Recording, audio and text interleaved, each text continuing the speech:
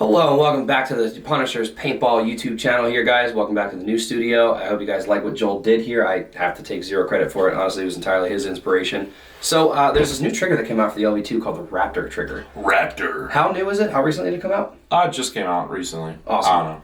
Awesome. Well, I haven't really seen too many videos on how to install it, so I kind of figured maybe today would be a good time to kind of show you guys how to do it. So I'm going to jump out of the scene here and hold the camera so we can get nice little view of Joel working on it, but we have a bunch of them in stock here, guys, a bunch of different colors. I see like a silver, we got a red, I know we have black and a blue. Black, blue, there's other colors that are on their way because we sold them already, but yeah, you guys bought them quick. That was a good problem to have. But anyway, this intro is getting long, so thank you guys for coming back to the channel. We'll show you how to install this bad boy. Catch you after the intro. I'm so free.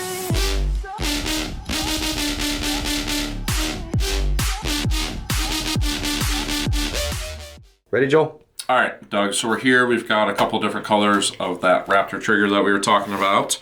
I chose the LV2 to install it because it is relatively easy to install it on this particular marker. You can also install it on the CS1 platform of markers, GTEC 160R, GTEC 170R, as well as the GO4. So it does cover quite the variety of Planet Eclipse markers, as well as obviously the very popular LV2. It will not fit a CS2 or CS3 though. What about the LV 1.6 and all that? No.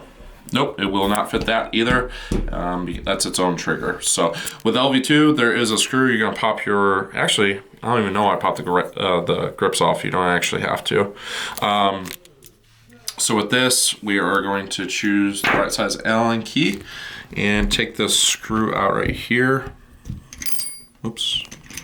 And this just comes out, as you can see here. Now on the 170R, GTEC 160R and 170R, it's a little bit hard to get to that screw, but it's very, very simple.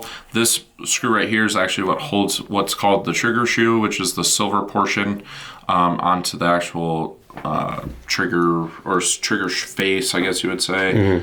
But the black portion is like the actual part that it mounts onto. So I'm just going to choose the right Allen key first of all. So it's actually the same size Allen key, so that's good. Makes it a little bit easier to work on. So it's all in one kind of job. Yep. All right, so that pops off. I'm gonna set that over here. Doug, pick a color. Matchy. All right, it does come in, they come in silver, like we had already kind of mentioned. We sold some colors so that they're on their way. It should be here tomorrow. But didn't want to wait to do this video because it is a pretty cool trigger. Alright, so very simple. You're just going to put the trigger shoe back in. It fits very flush. I like that Infamous has all these different colors. It's pretty nice. Alright, so that's it for the installation, guys.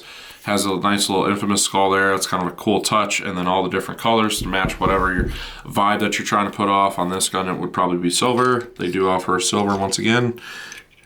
All right, and then all you're gonna do is pop that in. You're gonna match up the hole, and then take your trigger set screw and pin, and just push it in there. It's going to slide into place, and then you're gonna take your Allen key and just tighten that down. Very, very simple to do on this LV2. All right, there you guys have it. I'm gonna pop my grips back on. Like I said, I don't know why I did that. I could have done it actually without, but hopefully you guys learn from my mistake and don't have to do it if you order one. Get the grips into place. There we go. All right, Doug, LV2 grips are awesome. All right, so here's what I gotta say. This trigger, I think, feels a lot better than the 1R trigger. Okay. It's a lot less, in my opinion, it feels not as protruded as the 1R trigger. Like the 1R trigger is very like sharp as far as like the smooth edges and all that stuff, but it's a little bit smoother. So like I do like this stock trigger that it comes with, but I actually prefer this over the stock trigger, and I guess I would go 1R is my least favorite, stock trigger would be second, and then this Raptor trigger actually feels really good in the hands. So, Doug? I'll just... What do you think? Because I know that you're kind of particular about your deuce triggers. I am. This actually, here, I'll let you flip. All right, so we pulled a little switcheroo on you guys. So, yeah, honestly, I am not always the biggest fan of deuce triggers, but this is a lot more chill than the other ones. Like, it's way less aggressive of a deuce. I do actually like it.